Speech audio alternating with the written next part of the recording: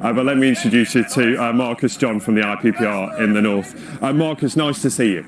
Look, the Chancellor talked, didn't he, a lot about levelling up. But I wonder, he's offering grants to various places. Bury one of them, Burnley, my hometown, another of them. But criticism, it's not about dropping in bits of cash. This should be about a long-term strategy, and we had no detail on that. Thanks, Ben. Yeah, we have some of the biggest regional divides in our country in comparison to other developed countries, meaning things like how long you live, how much you can earn, and whether or not you'll be able to get a job are unequal across the country. The acid test of levelling up is whether it can fix that, and that acid test was failed yesterday, and that's because we had a flurry of piecemeal spending pledges, and while some of those will be individually welcome, those projects, collectively it doesn't add up to the ambition that is needed to address the scale of those regional inequalities. Really, there were three ingredients that were missing. The first was a plan for levelling up. The second was that sustained and long-term investment in things like innovation, skills and transport that would improve people's quality of life. And the third was about substantive devolution, taking power out of Whitehall and into town halls to give communities the say over that money so they can level up for themselves. So the Chancellor says, look, I'm offering regeneration grants, £20 million for various places that he's targeted. He's also changing money for transport to devolve more power as far as transport spending is concerned.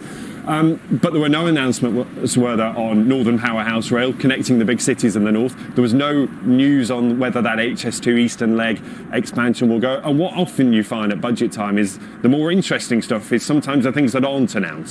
Absolutely. And what was really missing was those strategic regional transport links. We heard nothing on Northern Powerhouse Rail, which would connect Liverpool, Manchester, Leeds and Hull with a new rail link that's sorely needed, or HS2's Eastern Leg for Yorkshire. And that is a really big promise that isn't just about levelling up. It's a promise that's been made since 2014 with the Northern Powerhouse agenda. And it's not about, and I've spent the week in Burnley, we're here today in Bury, the Chancellor is here today, and you speak to anyone in towns like this, they say it's not about just dropping us a bit of cash. We don't need donations, we don't need charity. We want a long-term plan, and I wonder where in what we heard yesterday there is a focus on creating jobs and growth and those sort of intangible things, that optimism and hope, dare I say. Communities want to level up for themselves, absolutely, and they need to be furnished with the tools to do that. And that requires that transport infrastructure that we talked about so they can access economic opportunity, see relatives, access public services around the north of England. But it also needs to be about giving them the power to improve their communities, to create jobs locally and attract investment. It's good to see you. Thanks for being with us this morning. That's Marcus John there from the IPPR in the north.